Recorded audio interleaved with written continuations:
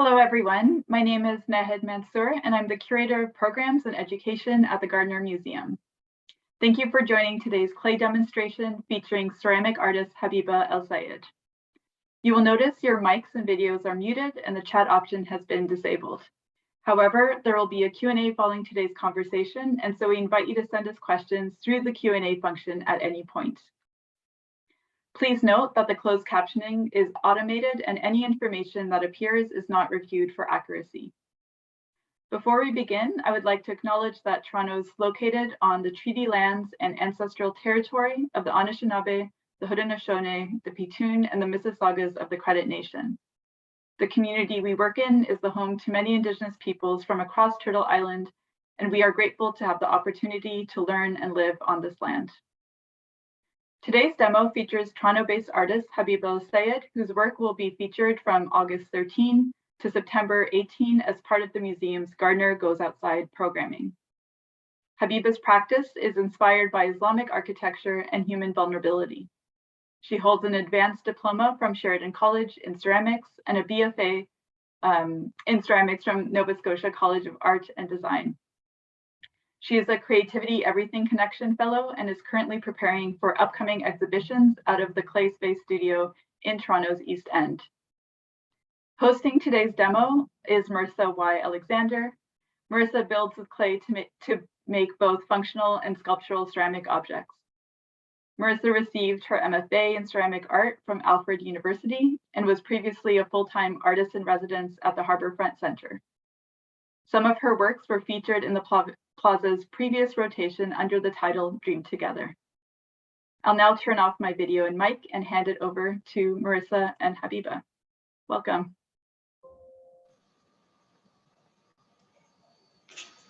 Hey, Habiba. Hey. Hi. Welcome, everyone. Today we're going to be having Habiba do a little bit of a demo. I think she's going to be making some flowers, which is an element that is featured in her work, Fragile Plane, and maybe something having to do with slabs. Do you want to interject and make sure I got that right? Yeah, I'm mainly just going to be demoing hand building of the Daffodil Flower. Okay, so prepared some questions. So I guess I'll just jump right in. Also, I was just thinking, because we've been corresponding through video like more than usual the past few weeks, I had to like remind myself that I haven't seen you like in person and it's just been through a screen. Just feels like very intimate or like connected. Mm-hmm. Okay, so my first question is looking at past works. I kind of went through your website to refamiliarize myself with all of your work. You use lattice forms in various series. So I was wondering if you could explain the significance of the lattice in your work, and does it signify anything? Yeah, I've definitely used a lot of lattice in many of my pieces.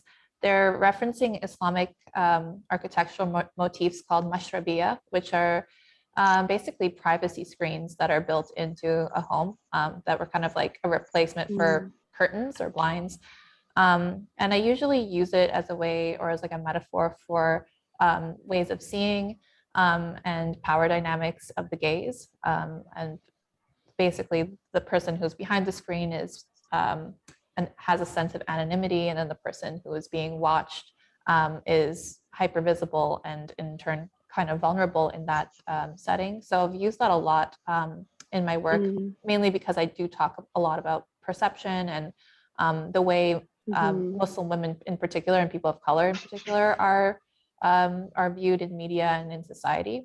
So that has come up a lot, as well as there's this sort of duality with lattice, which it's like it's permeable, which has holes in it, but at the same time it's a blockade. So I tend to use that as a sort of a metaphor for openness and also kind of holding certain things back as well. Kind of it depends on your perception, I guess, so like where you stand, how you're going to interpret that. Even the work that you have on display now with the floral component and the way it's kind of like stuffed inside that plexiglass encasing. Even like the flowers themselves create a very like lattice looking kind of form. And I was wondering if you kind of connect the fragile nature of those things, like of the raw clay and the lattice forms, to kind of choosing to work in raw clay in a lot of your most recent kind of series. Is there a connection there, do you think? I think definitely there is a connection, because I am always thinking about vulnerability for like human vulnerability, and sort of and paralleling that with the nature of clay and how it can be this super fragile material at certain points, especially when it's unfired and when it's bone dry particularly, and it's really, really breakable, but at other points it can be something that is very strong when it's fired. So again, it kind of has that similar duality of the lattice of being something fragile, but yet something that is sort of concrete in another sense. So yeah, I definitely think that those things are sort of connected. Yeah, your work, there are so many layers, like not just like conceptually, but like visually with the different materials that you use. It's very kind of like, what's the word? Like complete. Yeah. Do you want to kind of show or say what you're kind of working on? What I'm doing. Actually, if we can switch to the overhead, that would be great. So I'm just making some petals for my daffodil flower. And I'm using porcelain. I don't use a lot of porcelain in my practice because it is such a fragile material, but going with the theme of this work, I kind of wanted to push myself a little bit with the material. So what I found is that this porcelain in particular is like really, really dislikes water. So if you spray it too much, it really does want to crack immediately almost. So I just started using a little piece of plastic to stick my petals on as I'm working and kind of keep them covered as I do that. So this guy I kind of already built as we were chatting, but I just start off with a little ball of clay and just pinch sort of a teardrop shape, and then continue to elongate that form and just pinch it out. Like I'm not too fussed with it being super realistic or anything, especially in the piece that I've used this in. They get smushed anyways, but I just kind of just want that general form of the daffodil. It's six petals, but I'm just sort of pinching out, and then I just like to wet my finger and just sort of go along the edge there and just sort of clean up the little cracks as they start. But yeah, definitely not trying to spray too much or anything. And then just sort of layering them on top of each other. Again, like I'm not super fussed with realism because it's not going to stay very realistic looking anyway. But yeah, it's sort of a very repetitive process. What do you like? Do you have things going while you're working this way? Like if you were at your own studio, like do you listen to music or podcasts, or do you just kind of like settle in the quiet? Or I definitely listen to a lot of podcasts. Usually not anything art related. I kind of just like to sort of listen to all kinds of different things, and it's kind of nice in a way because they do seem to creep in certain ways, or at least like influence my way of thinking. So yeah, I don't know. I like to be kind of like separate from like making as I am making, if that makes sense. Yeah. Okay. Yeah. Yeah, no, it does. Yeah, it just depends. Like sometimes I am just listening to music as well. It's, if I need to do something that's just like upbeat. Yeah, I find it depends on what it is like we're working on, whether you're listening to music or listening to something else. Is there any significance to the daffodil that you're using with your work in this piece? Yeah, there definitely is. So I was looking a lot at Egyptian mythology in particular, and then it sort of expanded out a little bit as I was doing that. But yeah, in this work, I am referencing like Egyptian creation myths, and all the forms are also like water vessels from ancient Egypt, and sort of incorporated that into the pieces. But the daffodil, it like, I mean, the piece is called Narcissus. And so like, I guess the most common myth with the daffodil flower is that of Narcissus, who was like obsessed with his own reflection and then basically, you know, just like died staring at himself or whatever. And then a flower sort of appeared in his place or something. But there is like so many different myths and lore around the daffodil, like in other cultures as well. It's used as a symbol for eyes in Islamic art, which was like kind of an interesting thing to read. They've found it in Egyptian burial sites as well, which I guess kind of makes sense for the region. But and it also has like these very opposing meanings, like depending on the culture. Like, so in some cultures it's viewed as sort of like a bad omen or something around death, and then in other cultures it's viewed as a symbol of hope and renewal because it's like to do with springtime. So I thought that was kind of like an interesting sort of duality there.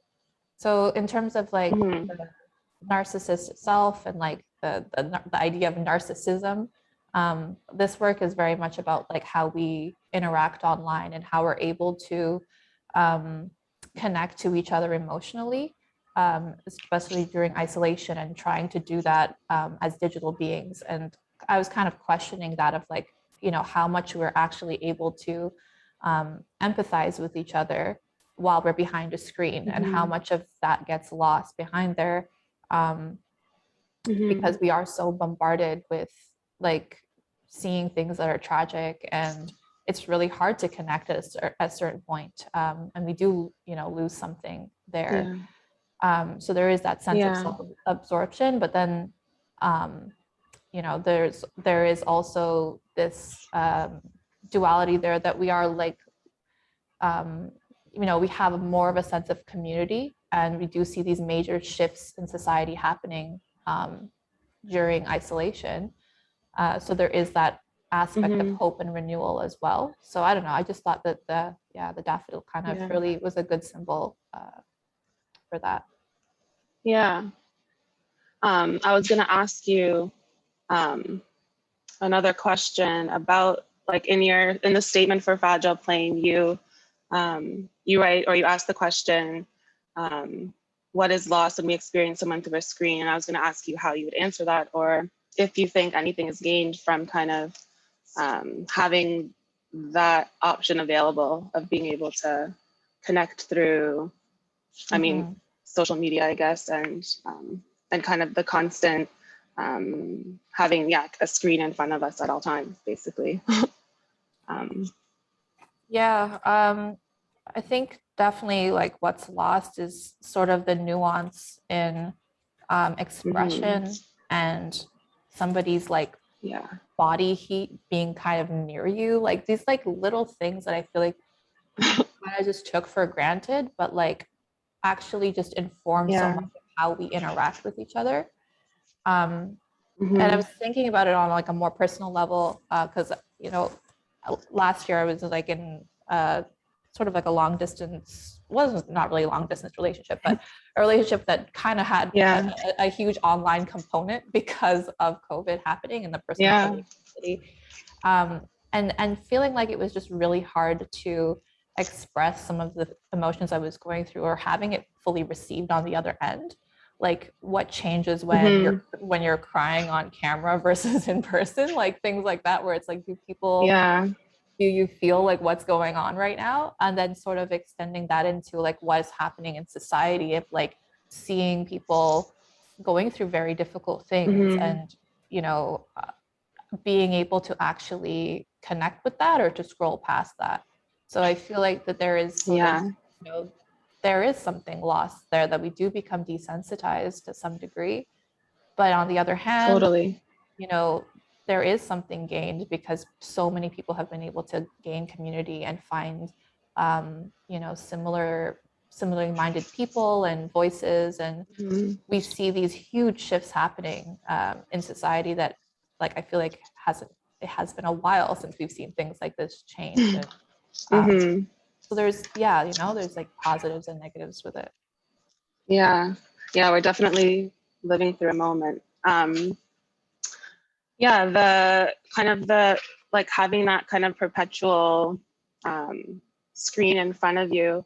It's like, for myself, I kind of like, I'm always living on Zoom or like connecting through screens. It's almost like when I'm watching like Netflix at night and I'm not really watching it, I'm just like totally zoned out. It's like, I find that happening more and more, even through like if you're talking to a friend or through a screen, there's just a disconnect I find that's happening.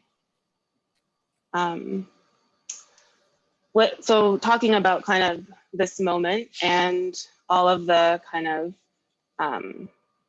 many things across all subjects. So this is a question that you asked me when I was doing my demo earlier. With incredible movements like Black Lives Matter, it seems like there's more space. It seems like more space is being made for Black, Indigenous, and people of color artists to show work. However, it also seems like there is often an expectation for those artists to create certain kinds of work, of identity-driven work that's often highlighting trauma. So now I'm posing the question to you if you have any thoughts on that or how you are approaching it in your work.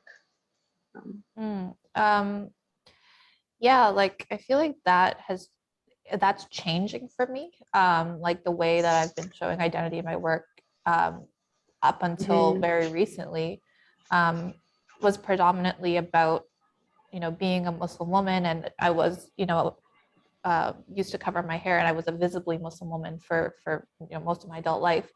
And that really informed a lot of my experiences, and most of my work is really just experience-based stuff, which is like, this is stuff that I'm going through, and I'm just sort of working through it in my art.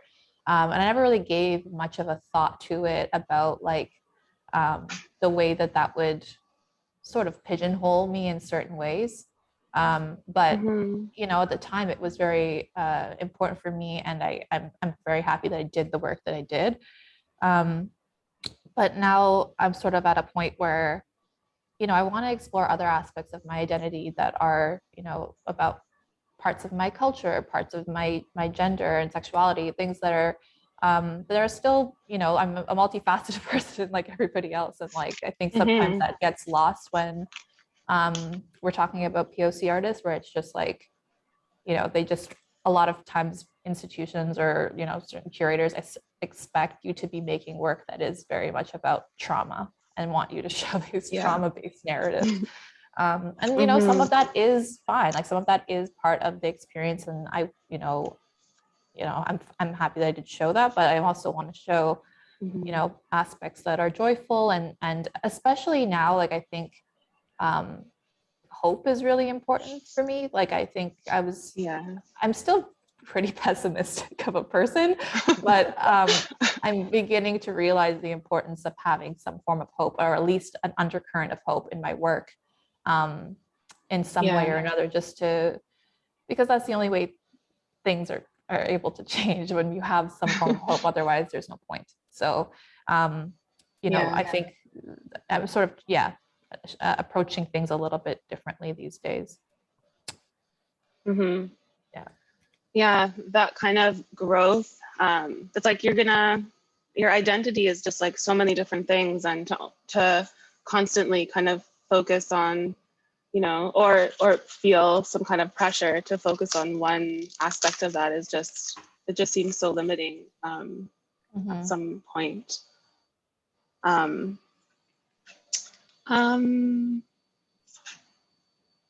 So you have done a lot of performance art or performances. Can you talk about that a little bit and your relationship to performance art? And if there was maybe like a particular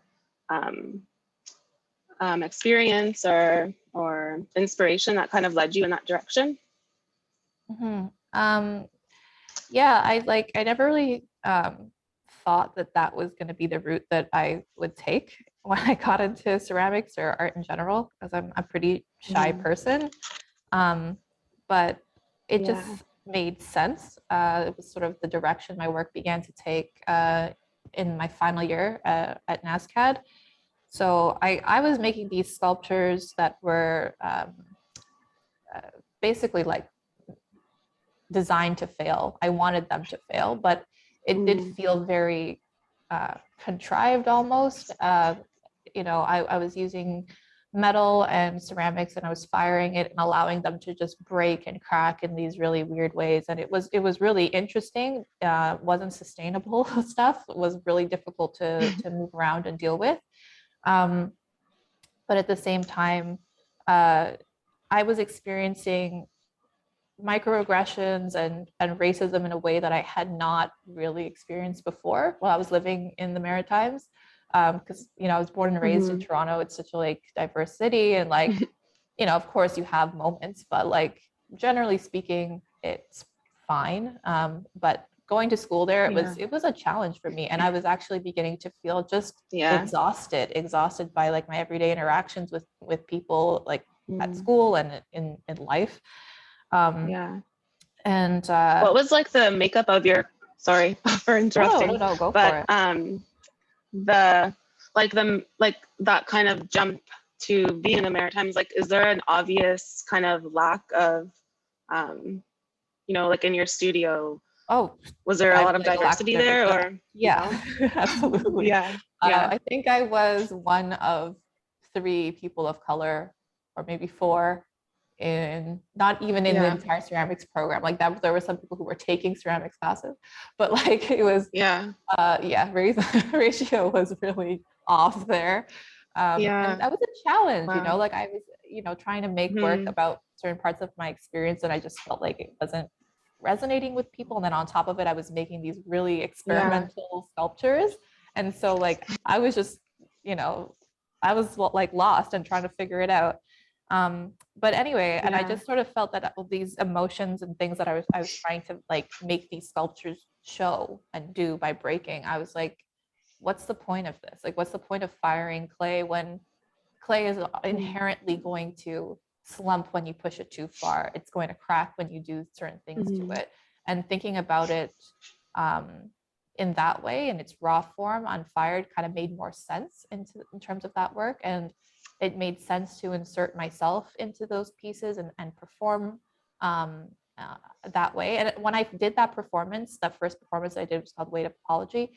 I really didn't think it was going to like set a precedence for what I was going to be doing. Like I just sort of thought it was like, this is going to be a piece that I do, and then I'll go back to doing whatever sculptures and stuff. And it just kind of stuck, and it was the right move for me, I think, and my work. That piece is so powerful. I remember when you were doing that, and just the whole thing, so amazing. And so like you access like this vulnerability within yourself. It's very inspiring. Thank you. Out of your 3 works, I find your performances really powerful, like the Weight of Apology, and then there was the one, I think, is it Pushback? Is that what it was called? Yeah. And then you had done another one, I don't know what it's called, but you were lying on like a huge bed, like that you made out of clay. Which one? What was that called? Destruction of a Chaise lounge. That one I just pretty much just like built a chaise out of clay, and then I was posing on it, and like it was sort of slumping and breaking as the performance went on. Yeah. When you kind of approach those kinds of projects, do you have to like pump yourself up for the performance, or like psych yourself up, or how do you prepare like mentally to kind of be watched like that? Yeah, I mean, I wish I could say I have a system, but I don't.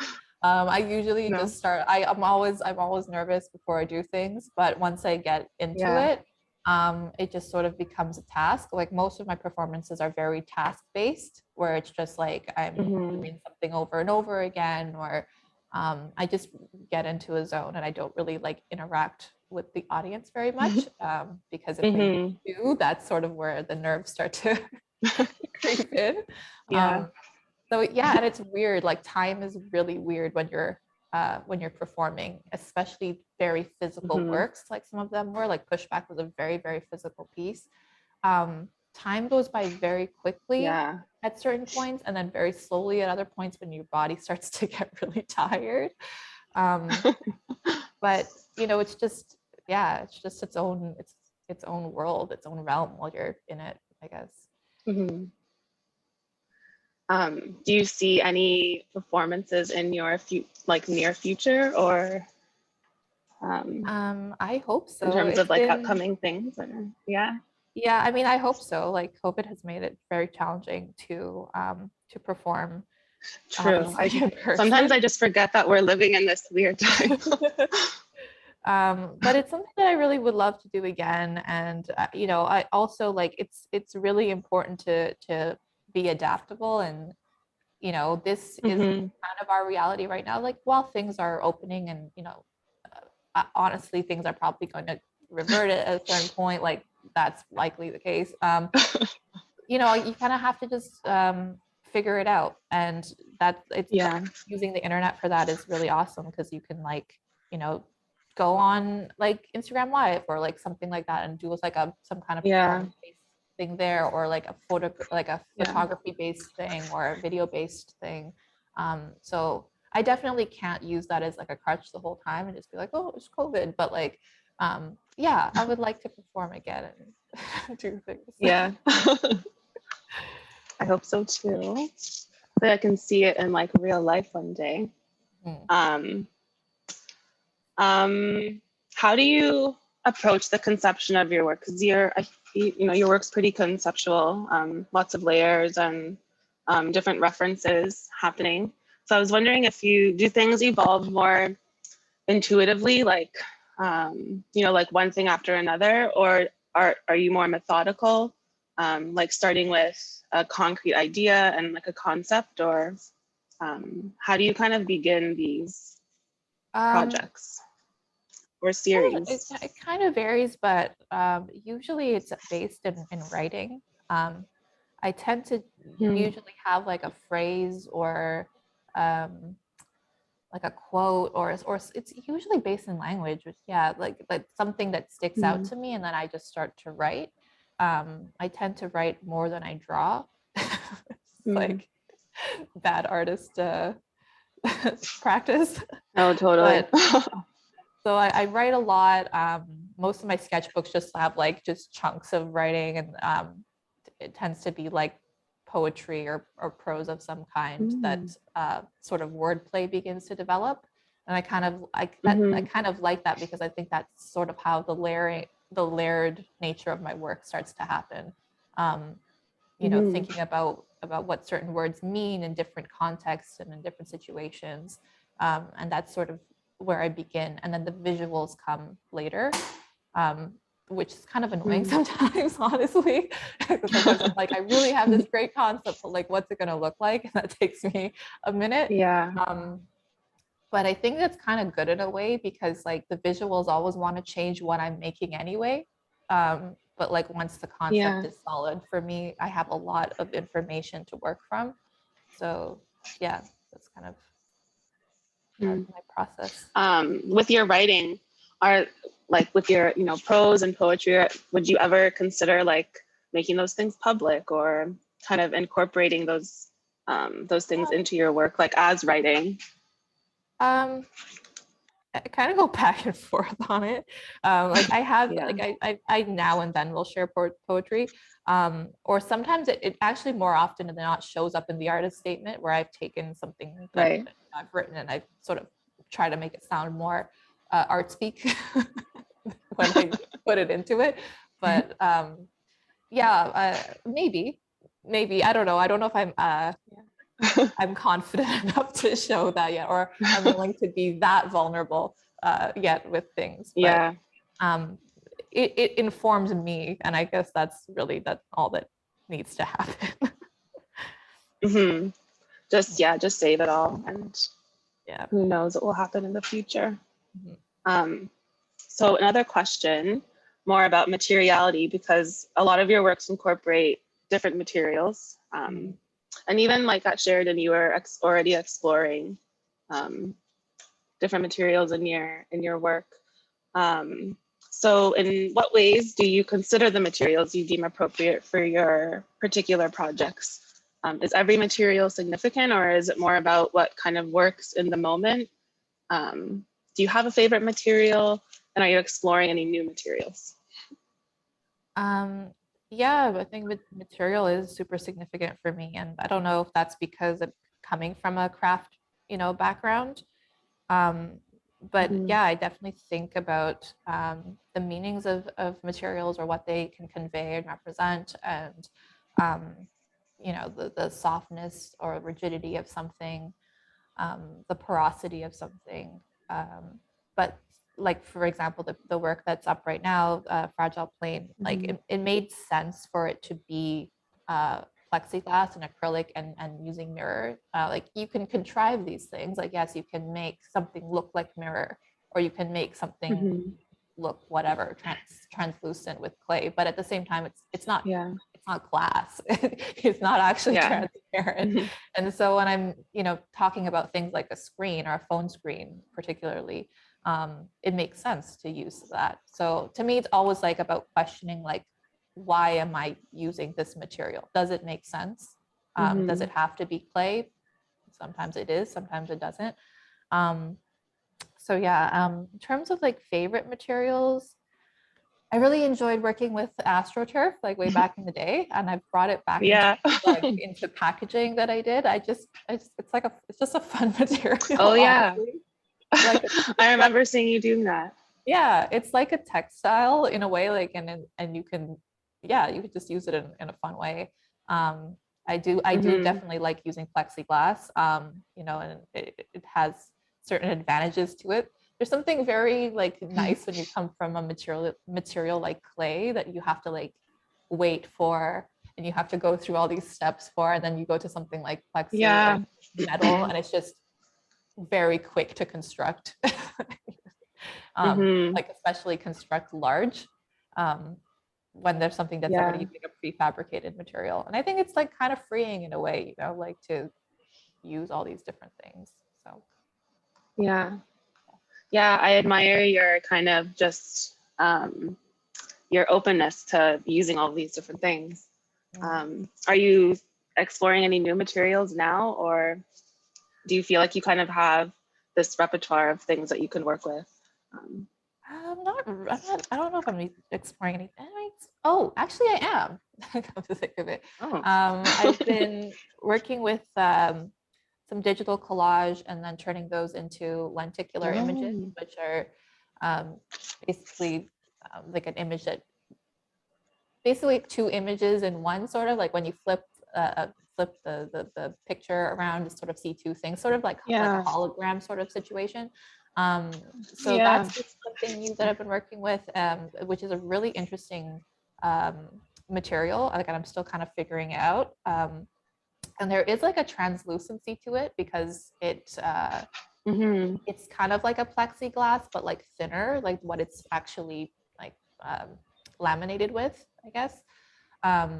Which is kind of interesting because you could potentially put like light behind it or incorporate it in different ways. So so that's kind of a newer thing that I've been playing with. That's exciting.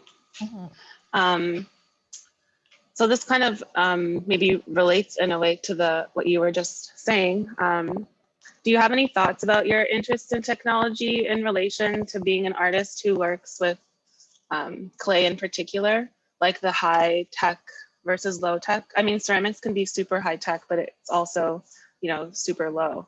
Do you have any ideas of that? And especially working with raw clay, while thinking about these more advanced technological ideas? I guess kind of. Like, I think it's interesting because often I think people think of these things as very separate, like technology versus something as analog, as clay or working with your hands, something as tactile as that. But I find that there's a lot of parallels between the two things, especially when it comes to like archive. Ceramics is something that will last way longer than any of us. And the internet and the way we are cataloging information on things that are just, or just things that exist for very long that you think have been long deleted. There is a remnant of it usually somewhere. There's like, you know what I mean? Like there's these scary connections between the two. And I've been really interested in virtual reality stuff lately. I haven't actually incorporated it yet, but it's still a thing that is like percolating and bubbling and that I want to do. But this like idea of material, of like virtual material, tends to actually be kind of play-like in a way. Like you can mold it and you can change it in these really infinite ways that is sort of similar to clay. So I think that is like a cool kind of connection between the two. But obviously, yeah, there is those differences as well with the tangibility versus, digital, whatever, digital art. But yeah, I don't know if that actually answered. Oh yeah, that's good.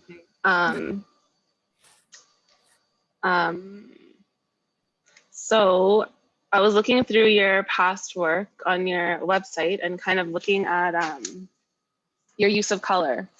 So it seems very intentional when you do use color.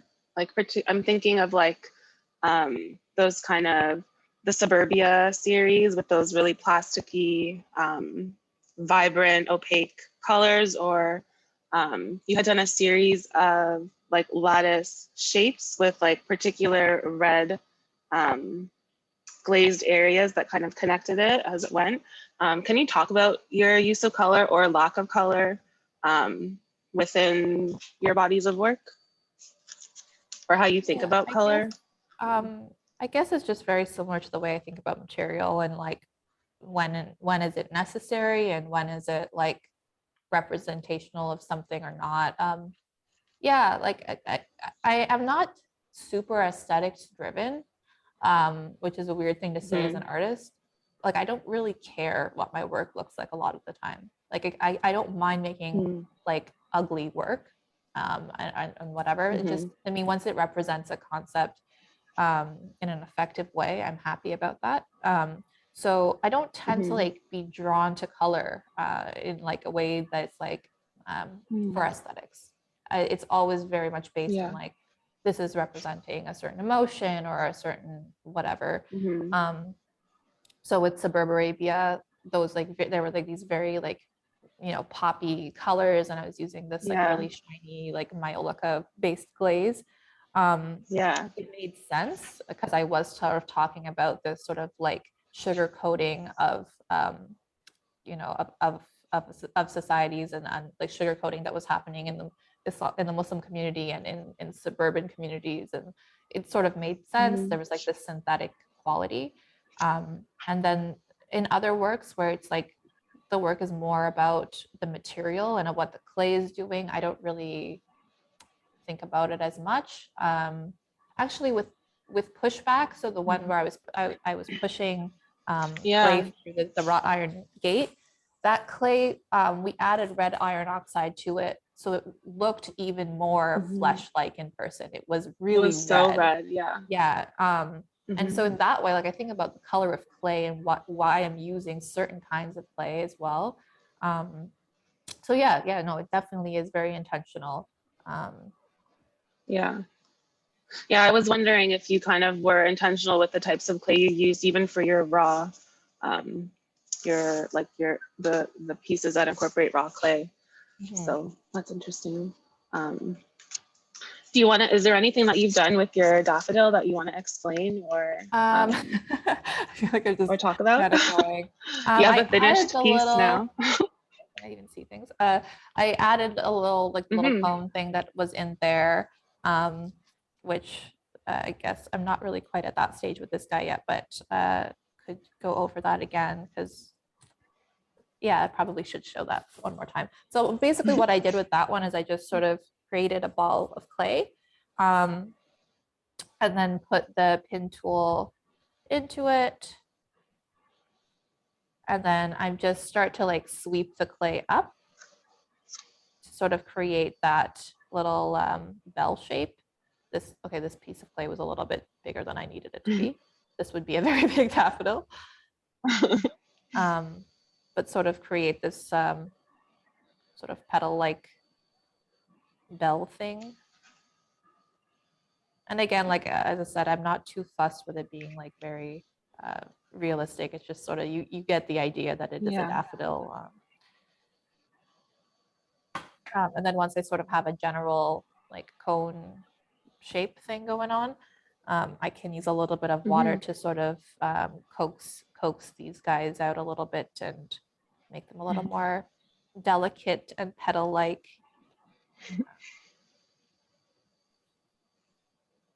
Cool. Looks good.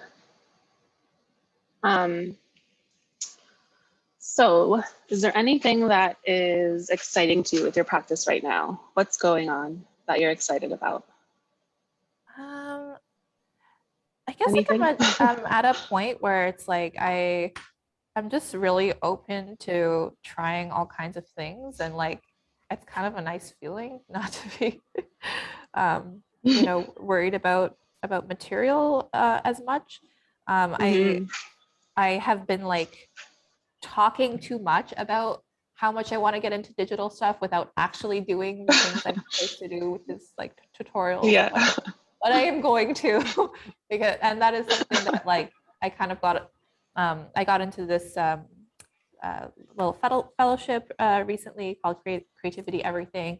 And they helped me with being able to get some equipment that I needed for VR stuff. So I'm like on my way to like getting some equipment. That's great. Yeah, starting that, hopefully starting some tutorials. But it sort of gives me a little bit of like, I don't know if accountability is the right word, but like just sort of being like, okay, I've set this out in the world that I'm going to do this thing. I'm going to do this thing. My work is moving in this direction. So yeah, and I guess before this work, I was working with some more digital collages and glitch generators, and I'm still really interested in that work, like using those kind of tools as collaborators in a way that, you know, the glitch generator sort of doing its thing and sort of it's sort of embedding its own meanings and stuff with the colors and the tones that come out of it was kind of cool. So yeah, like there's still things that I want to explore more with certain tools, certain digital tools. Yeah. And yeah. Exciting. I'm so like repelled by anything that's like digital or requiring a computer or anything like that. No, I'm always weird. Like, you know, I'm always amazed by people who are so versatile with, you know, exploring those different things. It just seems very like, not that you have to do those things, but it's just like, why wouldn't you incorporate these like amazing like tools into your work, basically? That's kind of how I like, it's definitely the reason why it's taken me so long to actually do the thing is just that it's really intimidating in a way, especially it's all new. When you come from like a background of craft, and it is so material focused, and what, you know, we think about things differently. You know, we see it happening in real time as you're building something, and you can just change it or like whatever. And like sometimes digital art just doesn't feel that way. It just has its own challenges, obviously. But I'm working through that, and it's sort of realizing that like I don't need to know all of it, and I need to be more open to like getting help and collaborating with people who do have that knowledge, you know, so that it's not just like starting from scratch. You know, I think again, like it's very like separate, like two different minds in a way. Like when you go into something like this, there's usually a strong chance that you do like to work alone to some degree. It's like, you know, you're just doing this yourself. And I'm not really used to asking for help or for, you know, or to network in certain types of ways. So it's kind of cool. It's pushing me to do things that I'm not super used to or super comfortable with, but I think it's good. No, it is good. I totally get that kind of not wanting to ask for help or wanting to attempt to do everything on your own. Yeah, and kind of the intimidation of like jumping in to whatever it is that's unknown to you. If you had infinite resources, you asked me this question also. I think it's a fun one. Oh, sorry, if you can't hear me, I don't know.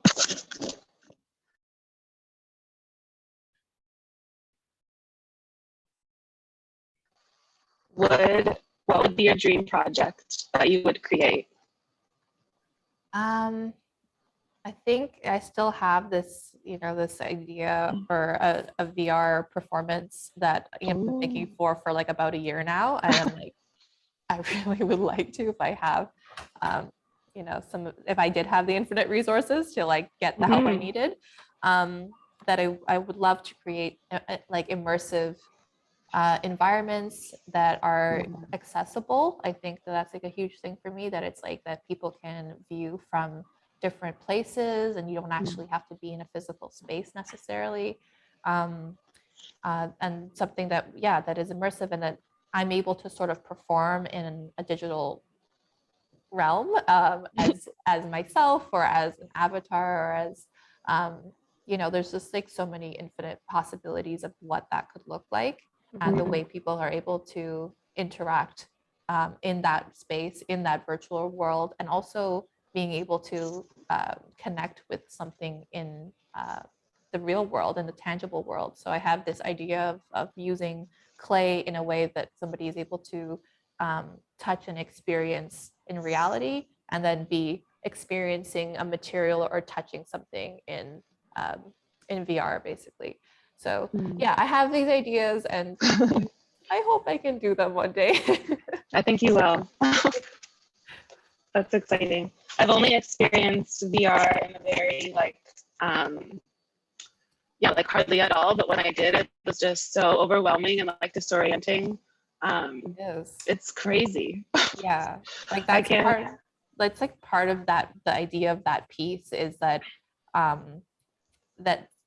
that having a tangible material in the real world sort of is like the grounding or like the connection, because it is so disorienting in a sense when you are in that like space feels really weird. I felt so like nervous to even just like move around, because just knowing that you're seeing something in front of you but it's not there, and then kind of understanding your real surroundings but not being able to see them. It's very strange.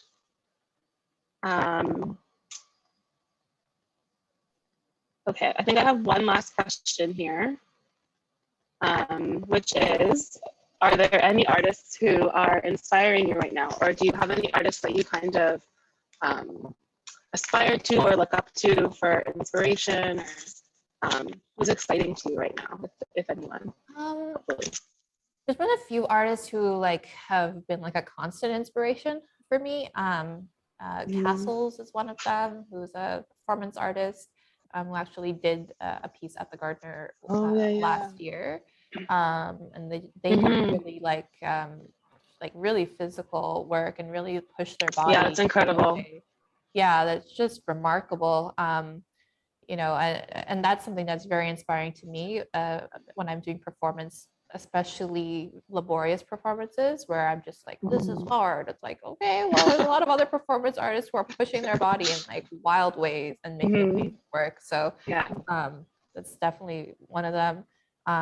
Echo Morgan is also another performance artist who I've looked up to for a really long time, and like the way she is able to talk about aspects of her identity and culture, and just in these really beautiful, like meditative and subtle performances as well. That is something that I definitely aspire to in the type of performances I make. And more recently, Mario Klingemann, I think, I don't know how to say his last name, but he does these really interesting like AI works, which basically use procedural generation, which is using like AI to help like basically create art. Yeah, like me not explaining it at all properly, but like super really like super cool things where he's like, taking like a picture of someone and their face begins to change depending on like somebody else viewing that artwork, and that just sort of shifting and changing. And like the inspirational aspect to me is really just like having those tools as collaborators. Like that's the most inspiring part for me, is just like using those things in a way that it's helping you create the art as well. It's not just because like that's I don't think that's that's like that's some smart people stuff. That's what I call it. That's some smart people stuff. But I don't know if I'm gonna get there, but using it in a collaborative way to me is very, very fascinating. So yeah.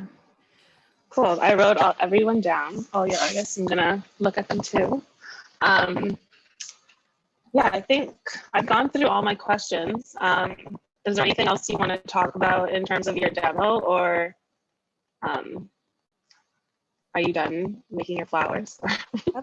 Yeah, like it's pretty straightforward. Not that that complex, but yeah. Once I'm done building them or like putting it all together, I guess I never really showed that aspect of it. I'll just stick this one last guy on here. I usually just do a little divot in the middle. And then I sort of use the plastic as a little help for me. And I sort of press down into my thumb and index and make a little divot for them. And then just sort of coax the petals a little bit.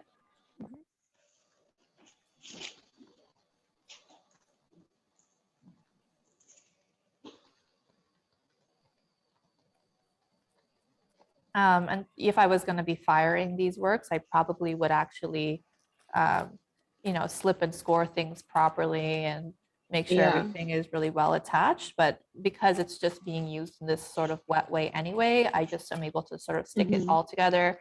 And then I usually just flip the back and just start to like smooth out these petals, just sort of like what I've done on this one. So it's just sort of flat on the back, so they just all hold. And then I'll just do a little scoring where I'm going to attach the cone.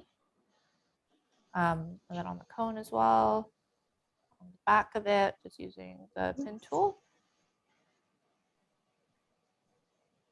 And I would usually use a little bit of slip if I was going to fire it, as I said. But in this case, I just add a little bit of water just to make sure it's adhered on there. That's a big bell for that guy, but it's okay. And then I'll just use the back of my pin tool just in there just to sort of make sure everything is well attached. Give that a little bit of pressure. And that's pretty much it. And then I would just go in and sort of like fiddle around with the edges and stuff to make things look a little bit more neat. So I actually also would go in with a pin tool or a wooden tool usually, and just sort of redefine some of these petals a bit if they've gotten a little bit smushed down. Actually, I guess the ones in the sorry. Oh no, I was just gonna say you have such a gentle like way of working with clay when you do work with clay. Even like I just remember your like those like really big sculptures that you were making. You just have a very like soft, like very intentional way of using clay. Like it's very distinct, I think. Like the texture that you're able to make just through your hand building and like the way that you touch clay. I think it's very unique. That's nice to from hear. what I can like see and what I get from it when I look at it. I'm like, yeah, that's so Habiba. I definitely like things to look very soft. Like I don't like things that are too rigid often. I like to leave a lot of like finger marks and stuff like that. It's just, I like, Yeah. I don't know, again, a lot of it is about talking about the vulnerability and showing softness. Hmm. And that's sort of where I started making works like that, where when I was coiling and hand building, I would leave it so it looked kind of flesh-like in a way. Yeah. Yeah. And I guess, yeah, even I Very didn't really beautiful. notice, but you're right, because like even these guys sort of have a bit of that softness in them. Mhm. Yeah, I definitely have noticed that with all of your things that you make out of clay. Mhm. And even just my memories of you, like knowing the way that you work or like watching you Mhm. whenever we were able to share space together. Yeah. Yeah. So I don't have any more questions that I've prepared. I'm not thinking off the top of my head right now. Yeah, so it was so nice to chat with you and to kind of pick your brain a little bit about your work and your practice, and just seeing you is nice. It Um, is really nice. Like I'm really glad that it was like us able to have this conversation with each other, and like yeah. it definitely like makes things a lot like more comfortable, and Hmm. chatting with a Talking friend, to a like friend. it's awesome. Yeah, yeah. And it also feels like a catch up because we haven't spoken a while. So Yeah, it's yeah. it's been really nice preparing for all of this. Hmm. Um, yeah. Well, hopefully there will be some Okay. in person. I know soon I would love that. Please. Okay. Should we say goodbye? Yeah, I think so. Yeah. But yeah, Okay. it was really great to chat with you, and thank you to everyone who came out to watch me make things and listen to me chat. Okay. Thank you.